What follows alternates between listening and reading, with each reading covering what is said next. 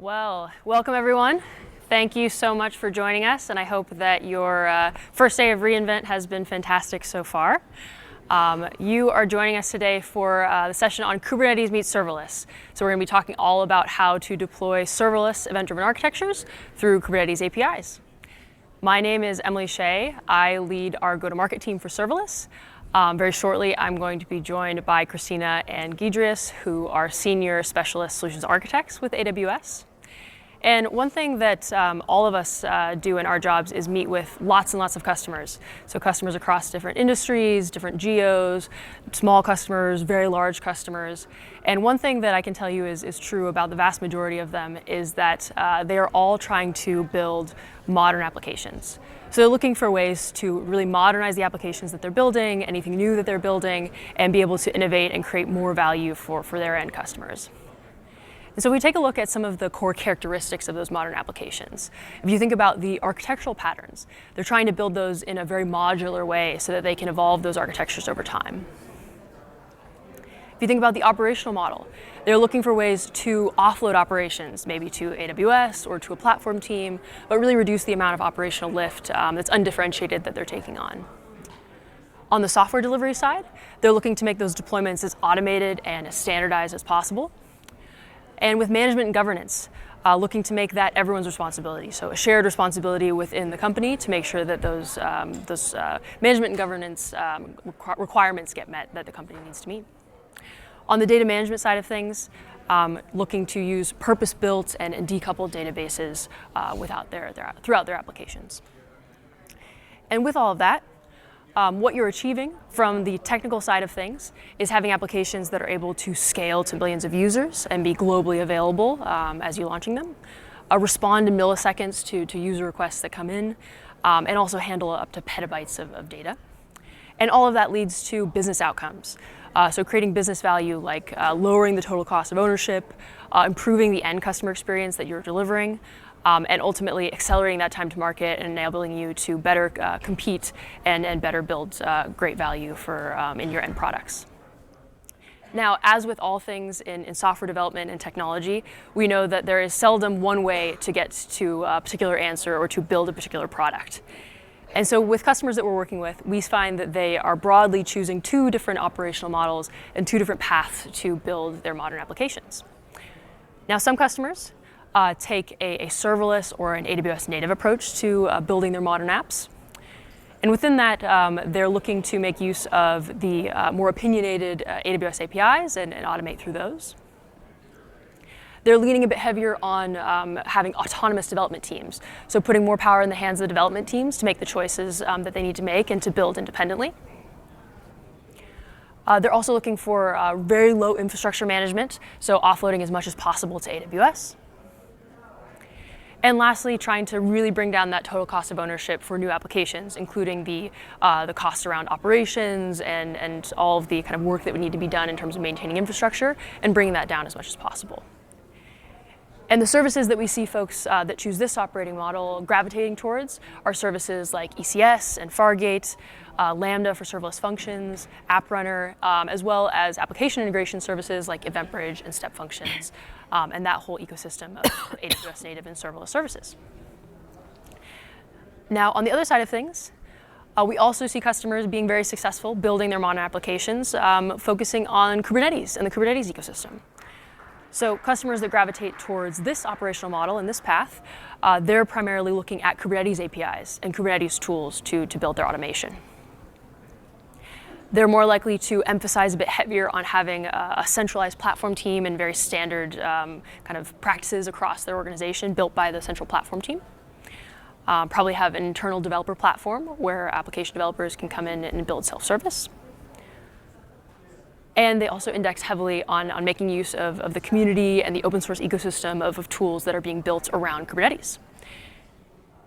And the AWS services that these folks will often gravitate towards are, of course, EKS, or they might be running Kubernetes on EC2, and also Rosa to be able to run their containers.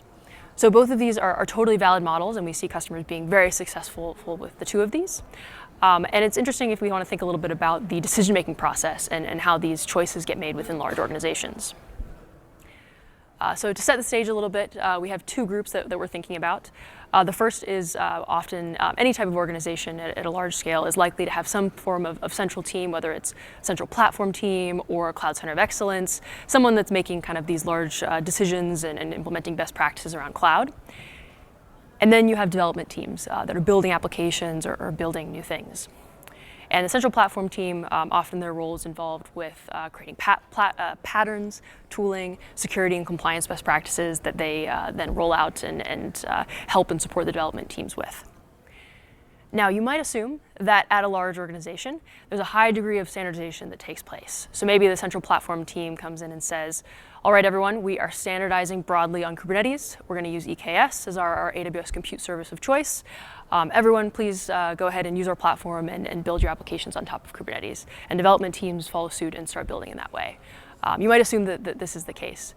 However, what we're actually finding in many customers, if not most customers, is that this is a little bit more of the environment that we're operating in. So it's a lot more heterogeneous, a lot more diversity in the compute choices that are actually at place within these large organizations. So you might wonder why this comes about. One of the reasons is acquisition. So this is a big factor. Maybe you have a customer that is kind of predominantly on ECS, then they acquire a customer that is building more on Kubernetes, and so now they need to think about that whole picture.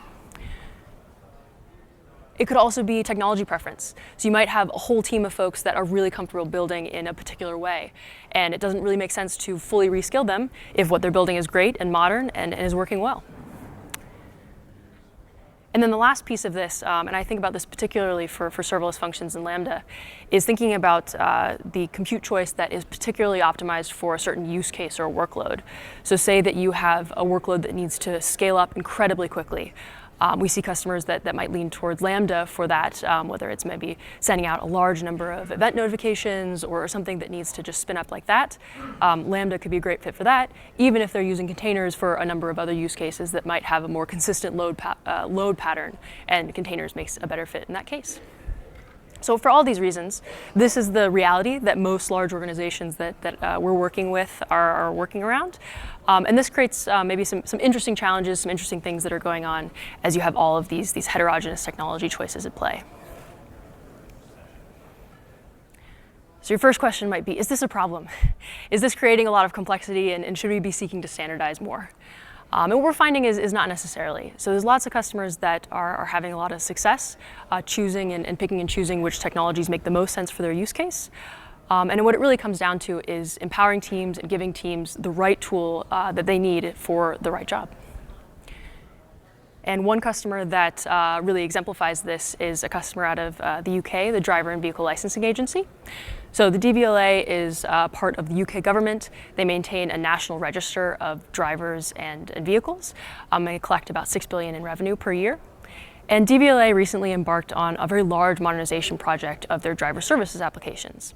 Now, this wasn't just, this was a presentation layer update and an update to the front end, but this was also a substantial refactoring and modernizing of the back end to really make their application make the best use of cloud, but then also set them up for success as they want to evolve that application longer term.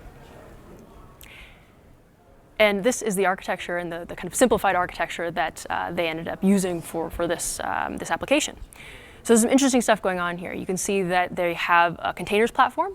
They're using Kubernetes, they're using EKS, and what they're using that for is some of these very standard components that they've built. So they have Ruby on Rails for their UI and a very standard component that they give out to developers for that. They also have Java, very kind of a robust and stable tech stack on Java with 100 Java components and libraries built into it that they provide to developers, over 100 developers that are using this platform self-service with their Kubernetes stack. However, when they turned to the application processing backend, they found that this was actually a really well-suited use case and workload for serverless and event-driven, because they had asynchronous processes, they had workflows for taking in a new driver's license application, stepping through different elements of taking the photo that someone had uploaded and processing it, having a human in the loop and needing to wait for them to provide that final approval for the driver license photo. All of those things were well suited for a serverless and an event-driven application. And so they decided to combine the two and to have pieces that run on containers and then pieces that run on serverless. And this is working very well for their application. So I talked a little bit about the different teams that are at play here, and I think it's helpful to consider the personas that we're working with and what it is that they're interested in. So the first group is platform users. So platform users, these could be the folks that are building applications, maybe they're ML engineers, data engineers, and the real thing that these folks are interested in is using their preferred technology choice. So maybe there's something they're comfortable with, they think it's a great fit for what they're trying to build, and they want to use it. And they really just want to build quickly. They want to deploy applications fast. They don't want to be stuck up on troubleshooting pipelines or anything that's distracting them from just building and moving very quickly. On the other side of things, we have the platform builders. So these are the folks that are platform teams building business application platforms, data engineering platforms, or that are working on security and compliance for those platforms. And these folks are interested in supporting developers, enabling them to deploy their applications, and also making it easy for those developers to meet the security, compliance, and governance requirements, so that's not something that's challenging for developers to bake in.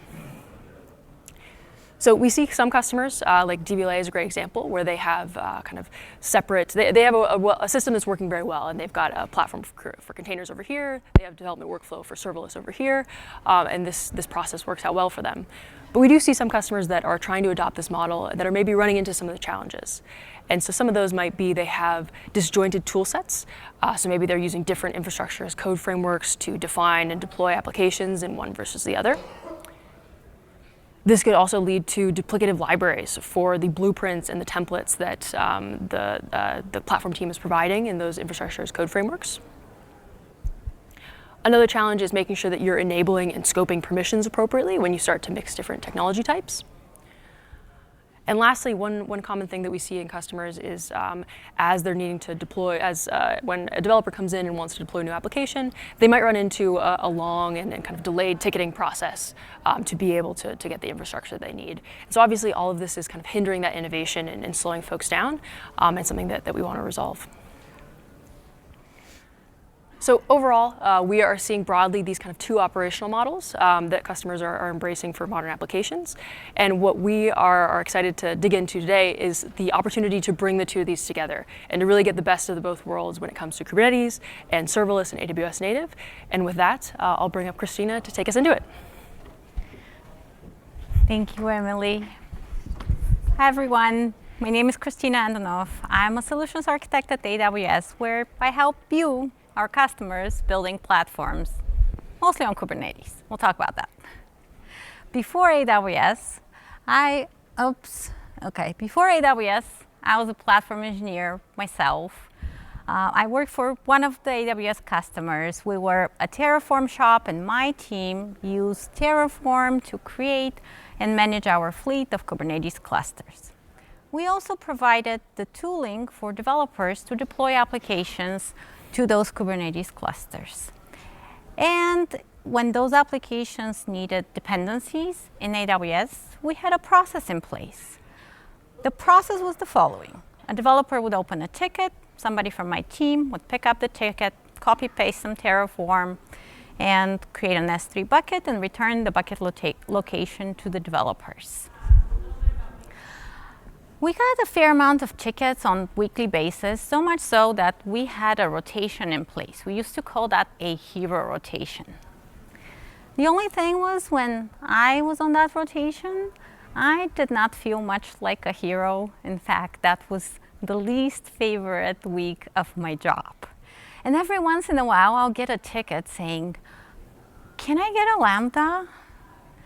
And developers, of course, wanted to use Lambda because it's amazing and for a lot of various reasons. But I knew that ticket is going to take more than a week because of all the back and forth that's going to happen. How are you going to trigger the Lambda? Where are you going to store the results? Back and forth. And now that ticket, by the time I even figured out what they wanted me to build, now that went into my fun week. So I had a few options here. I could just sit around, look at this, and complain about it, or I could do something about it. Of course, I chose the latter, and I and a group of like-minded individuals gathered together, and we're like, we're going to fix this for the whole organizations, not only for the Kubernetes dependencies, not only for the serverless architectures. We're going to go talk to the data platform team, see what they're doing, because they were doing their own thing, and figure out what they're doing. We went and talked to the database team and the security and compliance team, and we came up with the following. Because most of these teams already were using Terraform, we're going to build a full-blown Terraform platform, and we went ahead and we built it, and we started onboarding users. We started onboarding the data platform team. We started with the advanced users, the database team, the security and compliance, and so on. And then came time to onboard the developers. And we opened this new and shiny platform to the developers. Up until that time in my life, I did not realize how often Terraform pipelines fail, sometimes for no apparent reason. And for those of you who laugh, I know you use Terraform. Terraform apply failing was like that messy chair in the corner of my room that over the years my brain just started ignoring. And it was the same thing for the other teams that adopted it initially. You see, the data platform team, the database team, all these teams, they have one thing in common. We've all used Terraform for years. We did not realize how often Terraform pipelines failed. But if you were the developer and you came to use this platform and Terraform failed on you, you're not going to go say, oh, excuse me, Terraform, let me go grab a few years of Terraform experience and I'll come back here, finish creating my bucket. You're going to go back to the ticketing system and say, oh, hey, hero, can you come fix my pipeline for me? So, in short, we created this platform, and it actually did a lot of good things for the organization. We were able to effectively collaborate with the broader platform team. We improved our security and compliance posture, and a lot of other things. However, when we went down the list of our goals, one of the goals we had, which was improve developer velocity to where we can exclude the platform team out of the equation, we didn't quite hit that one. And some might jokingly say that what we built was the next generation of technical debt. At which point, I figured I should do the next logical thing and move to AWS and leave the rest of the team figure out what to do. So I moved to AWS and I started talking to all of you, our customers. Little did I know that everybody is in slightly different but yet similar situation. And not only I get to deal with this, but I get to do so at scale now. So I started asking questions. One of the questions was like, why? Why do we have so many platforms? And one of the answers, very common answers, like we want to give developers autonomy. I also saw a trend with that answer, and the trend was the following. If you are a startup, usually you give your developers a lot of autonomy, sometimes even admin keys to the AWS account.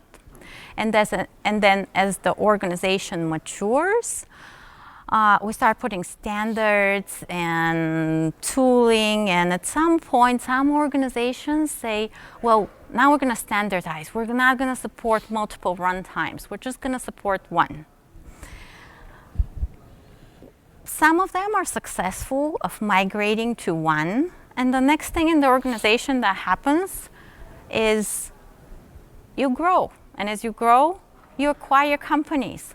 And those acquisitions always tend to come with the exact opposite runtime of what you just standardized on. So it's not really the answer to standardize on one or the other. Another answer I got from our customers is we choose which compute to run it on by the profile of the workloads. Some workloads we want to run on Lambda, some workloads we want to run on Kubernetes. And I do think that is the right approach. So now let's go back to the system that we built, and this time for real, figure out what is the next logical step to improve that developer velocity and exclude the platform team from the mix. We actually did have a lot of lessons learned here. Besides Christina not liking that hero ticketing system, we know with the ticketing system we cannot exclude the platform team. It is a bottleneck. We learned that a full-blown Terraform platform does a lot of good things for the organization. However, it is not the answer to this particular issue. And then at the top here, we had another process that in the beginning I mentioned that my team provided the tooling for the developers to deploy to Kubernetes. What I didn't mention is that they could self-sufficiently create new applications, deploy code as many times a day as they wanted. They could even decommission those applications. They didn't need me. There was no tickets here, and they were happy with the process. So why don't we just use that and build upon it and extend in order to create the AWS resource dependencies and serverless architectures? Another thing that I didn't say in the beginning is that when I and that group of like-minded individuals gathered together, we actually evaluated this option. At the time, we knew that if we were to provide API as an interface to our developers, they're going to adopt it. They're going to love it. The reason why we didn't choose that approach at the time was because of this larger platform organization. See, we were considering building these APIs, building controllers from scratch on Kubernetes.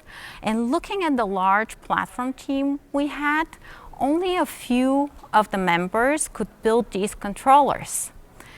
We wouldn't be able to effectively collaborate, and also we were like, okay, what is day two operations going to look like? Who is going to support the system if 3 people build it and the rest cannot support it? At the time also, we looked at this open source project that was available called AWS Controllers for Kubernetes, where AWS actually built the controllers for us and we could just install them in the cluster. Back in the day, this project was open source. It had, I think, 13 controllers at the time. And because it's open source, we could see what's going on GitHub, and we didn't see that much activity. So we're like, we're not sure what AWS is doing there. Should we adopt it? Should we not? Well, guess what? I work for AWS right now. I can tell you what was happening and what is happening right now behind the scenes. So with ACK in the past, when we created it, we made some decisions. One of the decisions was to create one controller per service, meaning the S3 service will have S3 controller, RDS service will have RDS controller, and so on. Another decision we made was that each and every service team will take care of their respective controller, meaning the S3 service team will take care of the S3 controller, the RDS team of RDS controller, and so forth. That model did not quite work out as well as we thought it would, because those teams had their own priorities, their own attrition, and so on. So earlier this year, recognizing this, the EKS service team decided to take ownership of all of the ACK controllers. Currently, we're up to 50 controllers in GA as of earlier today. What GA means for you is that this controller is covered by your enterprise support. So if you were to use ACK to deploy serverless architecture, how would that work? You would just install, in this case, 4 controllers, the S3, SQS, Lambda, and IAM controller, and that will give your Kubernetes clusters the APIs to create roles and these 4 things, roles, policies, SQS, Lambda, and then your developers can use the tooling at their disposal and then create the resources on the AWS site. Turns out this is still not enough, because you need a few more mechanics here in order for this to become a serverless architecture. you need a proper interface for developers, meaning you need to be able to combine all of these resources in a logical grouping and expose that logical grouping to developers. You also need to be able to pass ARNs and some values from one resource to another, such as like you need to provide the S3 bucket to the policy so that you have least privilege permissions and so on. Recognizing this, we started working on another open source project that I'm glad to say we open sourced about 2 weeks ago. It's called CRO. It stands for Kube Resource Orchestrator, and it's supposed to be a way for you to group resources, abstract complexity, and also pass values and do some logical operations within Kubernetes. CRO is supposed to run, it runs on every Kubernetes cluster, regardless of whether it's on-prem or if it's like you have a local cluster, it would run on all its Kubernetes native. And we believe that it is the last missing piece of the puzzle for you to adopt the Kubernetes resource model to deploy AWS resources, including serverless architectures. So what would that look like? Back to our diagram here. We'll just install CRO in our cluster. And when you install CRO, it installs one CRD in your cluster called a resource group. And using that resource group, you can group these resources. In this case, I decided to give it an arbitrary name, Serverless App. And you can pass strings and do logical operations. And then your developers can instantiate that resource group with a resource group instance of kind Serverless App. While we were working on this project, about this time last year, I met Gidrius for the first time. We met on a virtual call, and I come from a Kubernetes world, and Gidrius comes from a serverless world. So 10 minutes into the conversation, of course, I was like, Gidrius, look at this. We can do all this through Kubernetes. Isn't this awesome? Gidrius looked at it. He took a deep breath, he sighed out. He started talking to me with the voice that I usually use when I scold my kids. He was like, Christina, this is a toy serverless architecture. This is not what a typical serverless architecture looks like. I'm like, okay, Gidrius, what does a typical serverless architecture look like? And he showed me this exact diagram. He was like, this is what typical serverless architecture looks like. Show me how to do this through Kubernetes. I'm like, okay, all right. This was like this busy time of the year, conferences going on. We hang up the call. I thought to myself, well, there goes another 30 minutes of my life wasted. 2 weeks later, this guy calls me back. He was like, Christina, I got it working. It's a lot of YAML, but I got it to work. And I was like, I don't know whether to be more impressed that this is working or that he know very little Kubernetes 2 weeks ago. I was like, how? How did you learn Kubernetes in 2 weeks? His answer was that he had to call the handyman to patch some holes on the wall afterwards. I don't judge. So of course, when we were planning this talk, I called Gidrius and I was like, okay, Gidrius, what are we gonna demo? Apparently we're not gonna demo a toy serverless architecture. Are we gonna demo a typical serverless architecture? See, that whole architecture we can deploy through Kubernetes, but that would be deploying serverless through Kubernetes. And the title of our talk is Kubernetes meets serverless. So we were thinking, well, we should demo something that part of the compute will run on Kubernetes and part of the compute will run on Lambda, and we should deploy that through Kubernetes. So we went back to the drawing board and we're like, okay, what is a good use case? And we come up with this data platform use case for an analytics job. So we decided we're going to use this famous New York taxi data set that a lot of companies use for demo purposes to just run some analytics.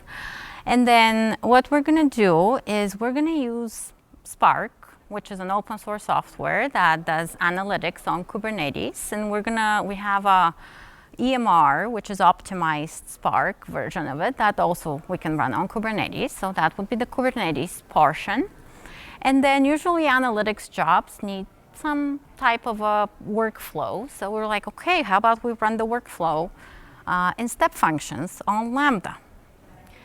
And then the subtitle of our talk is Deploy Event-Driven Architectures with Kubernetes API. So for the event, we could use an S3 bucket. We can upload a new month of the New York taxi data set, and that will trigger our event and the whole workflow.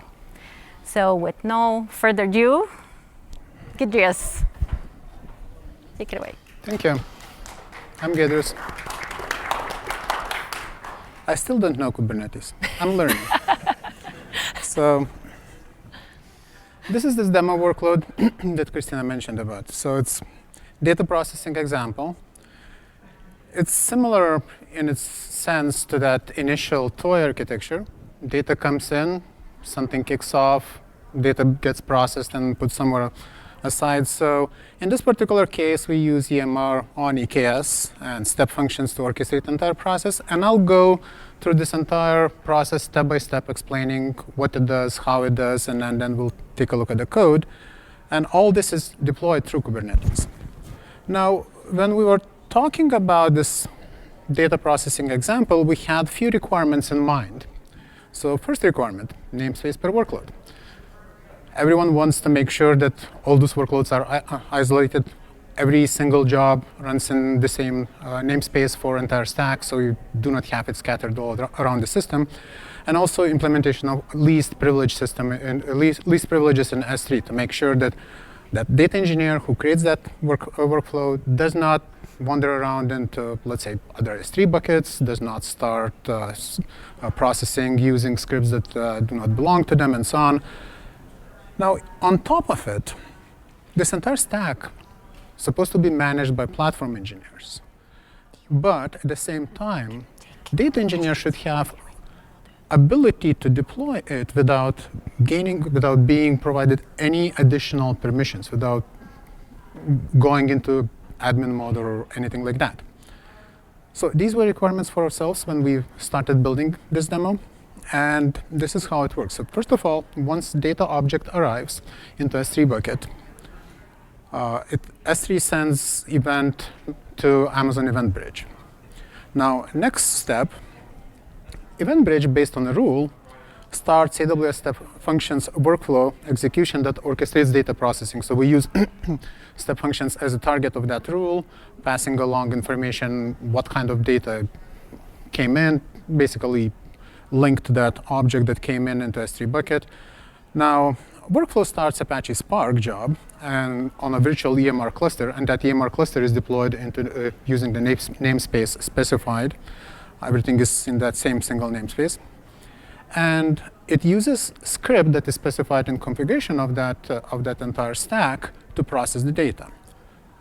So Spark job pulls data from S3, runs all the processing, some analytics on the data, and so on, and then saves output data back to S3 bucket.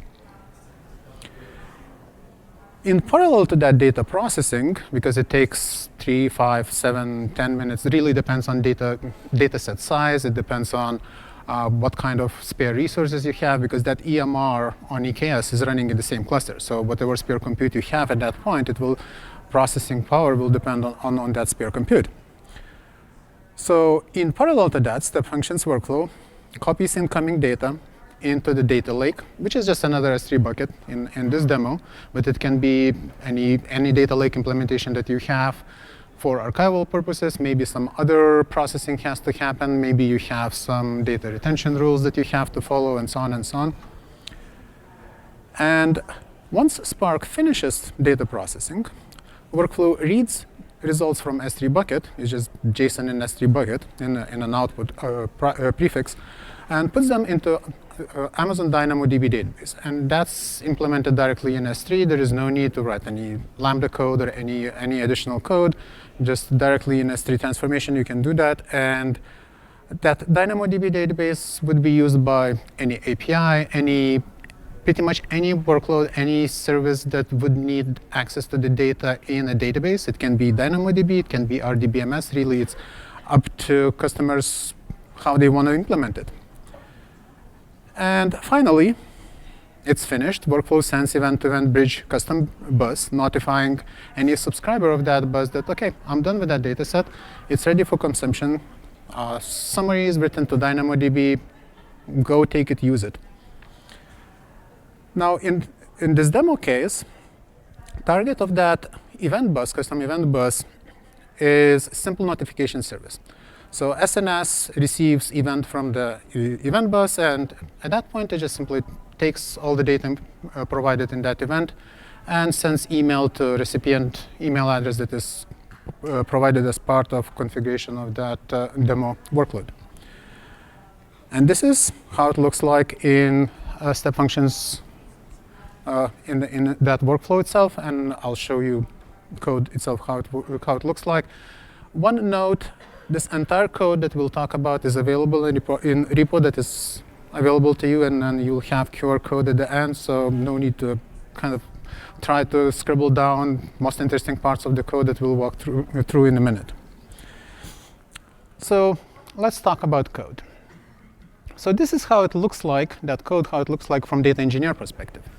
So what you see is 20 lines of YAML or so, and what we specify, input bucket, where the data will come in. Also specify script name, what Spark script should be used. Email address where the message should be sent. A couple defaults, like how it will look like in general. Now, this one is how platform engineer sees it. You see that entire resource group with all the resources specified. We start with namespace, and namespace created for that entire stack. That's one of the resources, and then input bucket that would be in that namespace. You see that we refer one from another and just use input bucket name that was provided as part of template.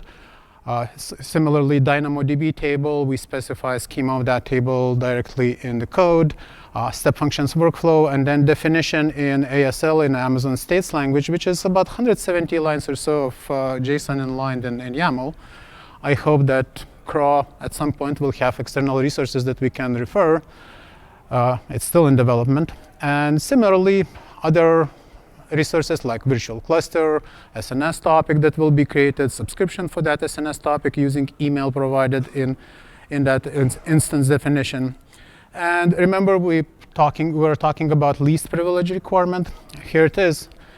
In the policies, we specify particular bucket, particular prefix for input, for temporary processing output, and even for the script used for processing, we lock it down to a particular script name. We do not even, we can specify maybe bucket, maybe that would be easier. Maybe you would have all the scripts in one single bucket as script library and specify which particular script you would use, or maybe just lock it down to a particular script allowed to be used by data engineers in this case. Now, this is how it looks like when I deploy it using Argo CD. So this entire resource group gets deployed, all the resources in one place, and you just go and use it. And how it looks like when we use it. OK, so this is my demo environment in my demo account. And first of all, I'll just walk through all the tabs and check that I have this initial state, empty buckets, empty DynamoDB table or semi-empty DynamoDB table. This is a list of recent executions. You see a couple of executions in the past that that run and unfinished. Similarly, in DynamoDB table, at the beginning of that processing, I have 2 records. I have 2 summaries, one for January, one for February data. And QuickSight dashboard has some data loaded already. And you see that it's 2 months on the right-hand side where you have this average fare by vendor. There are 2 months loaded and something like 4.3 million records for one vendor, 1.3 million records for another vendor. And if I go to another tab and take a look at payment type distribution or most expensive trips that are quite interesting, how much sometimes it costs, you see data and my email box is empty. No notifications whatsoever. Now, as a next step, I will go and upload a few data files from my sample data bucket. I start Cloud Shell session, and let's copy over March data set. Let's copy over April data set. Then May data set. So 3 additional data files. Let's load them into S3. Let's check that they arrived. So I see in the input bucket input prefix 3 additional data sets loaded. And next step, if I refresh step function executions list, I see that suddenly I have these 3 additional executions of the workflow running in parallel. So 3 of those files are processed in parallel, and that's in that one EMR on EKS virtual cluster. And a few minutes later, it takes about 3 to 5 minutes on i7 extra large.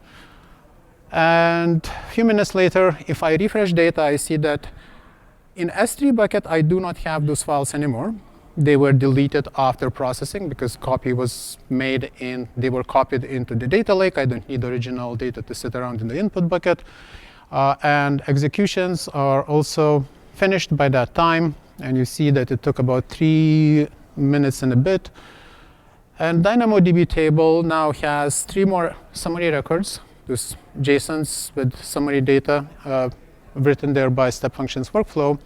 Now, if I go to the QuickSight dashboard and refresh data, now instead of 2 months,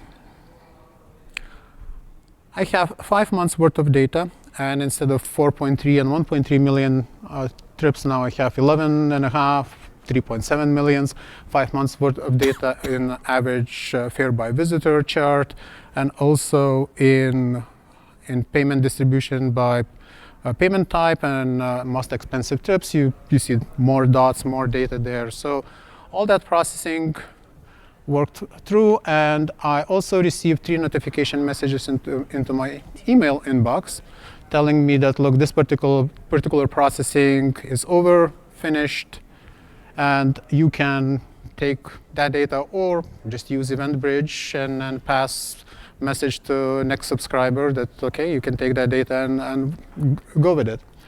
Now, both this example and also that microservice example that Christina talked about, both of them are available in CRO repository. If you go to example section, you'll see both of them are there. One serverless called serverless microservices, another called data processor. And there will be QR code at the end, so you can pick up that link. And with that, back to Emily. Thank you. All right. Thank you, Idris.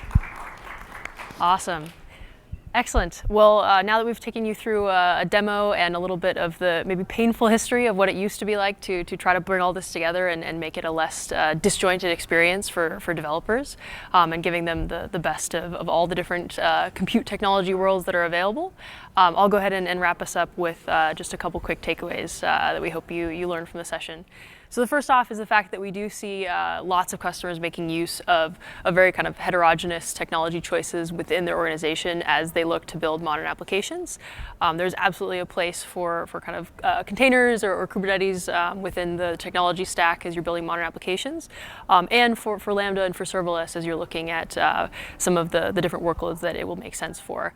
And while it used to be maybe a challenging experience to bring those together in terms of the experience of maybe a ticketing process or a Terraform pipeline that was challenging for developers to be able to debug, now we have exciting new things that are available to you in terms of the tools that you can use. So things like the open source project, AWS controllers for Kubernetes, or ACK, that we've chatted about. Also incredibly new is Crow, which allows you to really bring the picture together and be able to deploy your serverless resources through Kubernetes fully, and be able to foster that kind of development within the organization and make that easy for developers. And then lastly, as Christina was describing, incredibly important to be able to empower developers to build themselves. And the best way to do that is to give them an API, give them something that they can get their hands on and start building with to create the least amount of kind of overhead or challenging burden that's might be on the platform team today. So these are some of the things that we're finding are working out well for customers as they're looking to build modern apps with varying compute choices. And now I'll put up some QR codes. So these are the two different tools that we talked about. So we've got ACK, we have Crow, and also if you check out the Crow examples, you'll be able to find all of the stuff that Guy just walked through. So all of those code samples are part of this repo now. So hopefully as everyone's snagging a picture of this one. And then please do be sure to give us some session feedback. We would love to hear what you have to say about it and what you're interested in learning. And then we'll all be hanging out after this as well to answer any questions that you might have. And so with that, I'll say thank you very much.